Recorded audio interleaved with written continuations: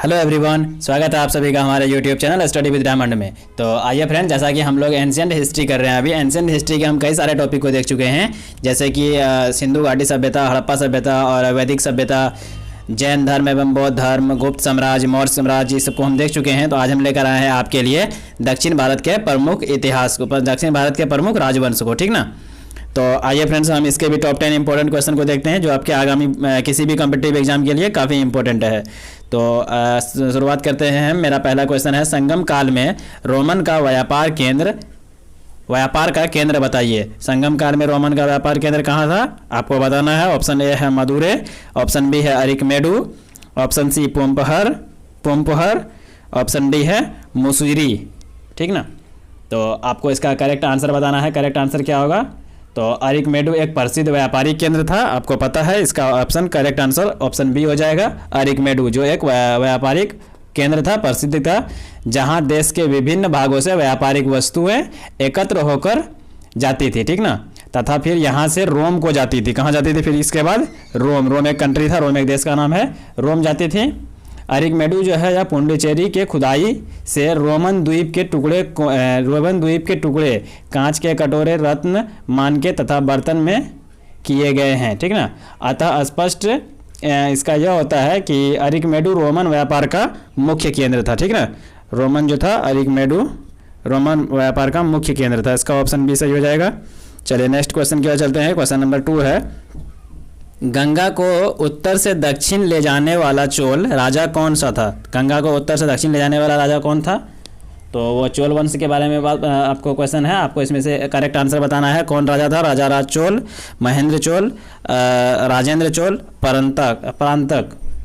तो आपको इसका करेक्ट आंसर हो जाएगा ऑप्शन सी, यानी कि राजेंद्र चोल। राजेंद्र चोल गंगा को उत्तर से दक्षिण ले जाने वाला राजा था, ठीक है। चलिए क्वेश्चन नंबर 3 की ओर चलते हैं। क्वेश्चन नंबर 3 है, चोल राजा राजेंद्र ने निम्नलिखित में से कौन सी पदवी धारण नहीं की थी? कौन सी पदवी धारण नहीं की थी, ठीक ना। क्वेश्चन को ध्यान से पढ़ेंगे। नहीं की थी, त्याग समुद्र, गंगेकोंड, मुडीकोंडा, पंडित चोल। कौन सी रूप धारण नहीं की थी?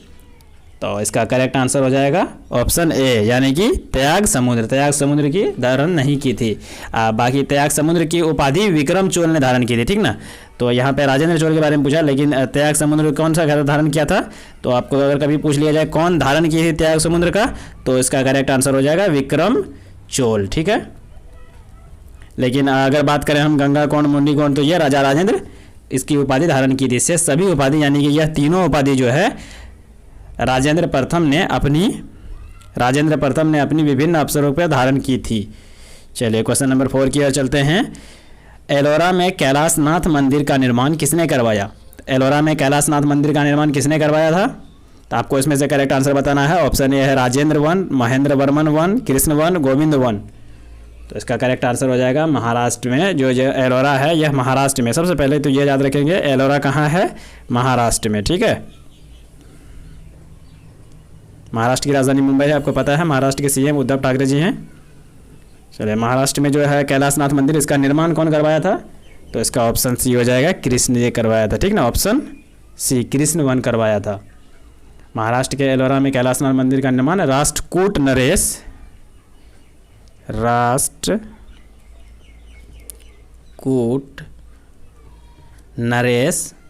कृष्ण प्रथम, ठीक ना। ये इसका नाम ही है, कृष्ण प्रथम ने किया था। यह मंदिर बैसर शैली में निर्मित है। कहाँ पे है? बैसर शैली, ठीक ना। बैसर शैली में निर्मित है। चलिए क्वेश्चन नंबर 5 की ओर चलते हैं। क्वेश्चन नंबर 5 है, किस पल्लव शासक के शासनकाल में पल्लवों और चालुक्यों के बीच लंबा संघर्ष शुरू हो गया था? तो आपको बताना है इसमें से किस पल्लव शासक, दोनों पल्लव शासक ही थे, तो किसके शासनकाल में पल्लव और चालुक्य के बीच, पल्लव भी एक वंश था, चालुक्य और वंश था, तो इन दोनों के बीच लंबा संघर्ष शुरू हो गया था। किसके शासनकाल में? महेंद्र वर्मन के, विष्णु के, नरसिंह वर्मन के, महेंद्र वर्मन द्वितीय के, ठीक है। तो आपको इसका करेक्ट आंसर बताना है। इसका करेक्ट आंसर हो जाएगा ऑप्शन ए, महेंद्र वर्मन के, ठीक ना। महेंद्र वर्मन वन जो था वह 600 से 630 ईस्वी में, ठीक है। 600 से 630 ईस्वी के शासनकाल में पल्लवों और चालुक्यों के बीच लंबा संघर्ष शुरू हो गया था, ठीक है, लंबा संघर्ष शुरू हो गया था। उस समय के राजा कौन थे? महेंद्र वर्मन थे, ठीक ना। चलिए क्वेश्चन नंबर 6 की ओर चलते हैं। क्वेश्चन नंबर 6 है पुलकेशिन द्वितीय होगा, पुलकेशिन द्वितीय होगा।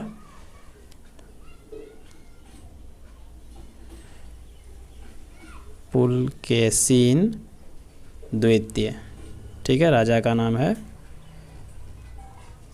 द्वितीय।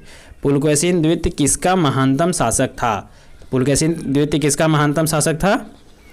कल्याणी के चालुक्य का, कांची के पल्लव का, तमिलनाडु के चोल का, वातापी के चोल का।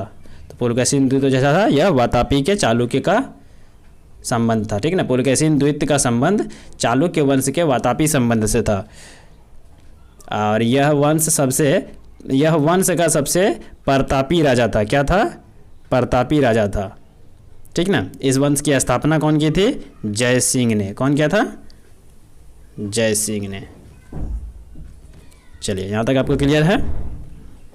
चलिए क्वेश्चन नंबर 7 की ओर बढ़ते हैं। क्वेश्चन नंबर 7 है प्रसिद्ध दिलवाड़ा मंदिर कहाँ स्थित है? प्रसिद्ध दिलवाड़ा मंदिर स्थित है कहाँ है? राजस्थान में, उत्तर प्रदेश में, मध्य प्रदेश में, महाराष्ट्र में। तो आपको इसमें से करेक्ट आंसर बताना है। प्रसिद्ध दिलवाड़ा मंदिर जो है वह कहाँ है? आपको ऑप्शन दिया गया है, आप इसमें से करेक्ट आंसर बताएंगे। का आपको करेक्ट आंसर बताए तो इसका ऑप्शन हो जाएगा ए, राजस्थान में।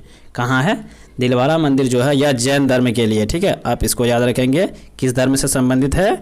जैन धर्म से, ठीक ना। जैन मंदिर है यह।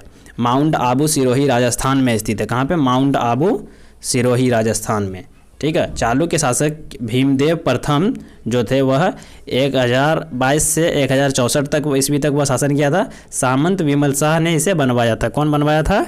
सामंत विमल शाह, ठीक है, सामंत विमल शाह ने इसे बनवाया था। चलिए क्वेश्चन नंबर 8 की ओर चलते हैं। चोल राजाओं का शासन था कहाँ था? तमिलनाडु पर, आंध्र प्रदेश पर, केरल पर, बंगाल पर। चोल राजाओं का शासन कहाँ था? तो आपको इसमें से करेक्ट आंसर बताना है। चोल राजा का शासन कहाँ था? तो इसका करेक्ट आंसर हो जाएगा ऑप्शन ए, तमिलनाडु में, ठीक ना। चोल साम्राज्य जो है वह दक्षिणी राज्यों के, ठीक ना, दक्षिणी राज्यों के अधिकांश भाग में सम्मिलित था। तो आपको पता है भारत का दक्षिणतम भाग क्या है? वही तमिलनाडु वगैरह आता है। तो यह राज्य मतलब दक्षिणी राज्य में अधिकांश भाग था इसका। परंतु चोल साम्राज्य की स्थापना एवं पतन के समय यह तमिलनाडु राज्य के अंदर ही सिमटा हुआ था, ठीक ना। उस बीच में यह तमिलनाडु राज्य के अंदर ही सिमटा हुआ था। तो चलिए नेक्स्ट क्वेश्चन की ओर चलते हैं। क्वेश्चन नंबर 9 है विक्रमादेव चरित्र के लेखक कौन थे? तो बहुत ही इंपॉर्टेंट क्वेश्चन है, बहुत बार एग्जाम में आया हुआ भी है। तो विक्रमादेव चरित्र के लेखक कौन थे? तो विक्रमादेव चरित्र के लेखक विल्हन थे, ठीक है, विल्हन थे। इसका ऑप्शन ए सही हो जाएगा। चलिए क्वेश्चन नंबर 10 की ओर चलते हैं और अंतिम क्वेश्चन है महाबलीपुरम के रथ मंदिर का निर्माण किस पल्लव शासक के शासनकाल में हुआ था? तो महेंद्र वर्मन के शासनकाल में, नरसिंह वर्मन के, परमेश्वरम के, नंदी वर्मन के शासनकाल में। किसके शासनकाल में हुआ था? तो महाबलीपुरम में रथ मंदिरों का निर्माण नरसिंह वर्मन प्रथम के शासनकाल में हुआ था। रथ मंदिरों में द्रौपदी रथ, भीम रथ तथा युधिष्ठिर रथ प्रसिद्ध थे। कौन कौन रथ थे? द्रौपदी रथ, भीम रथ तथा युधिष्ठिर रथ। आई होप आपको यह क्लियर हो गया होगा। Thanks for watching. अगर आपको वीडियो पसंद आया तो लाइक करें, कमेंट करें, अपने फ्रेंड्स के साथ शेयर करें। अगर आप हमारे चैनल पर नए हैं तो प्लीज़ हमारे चैनल को सब्सक्राइब करें।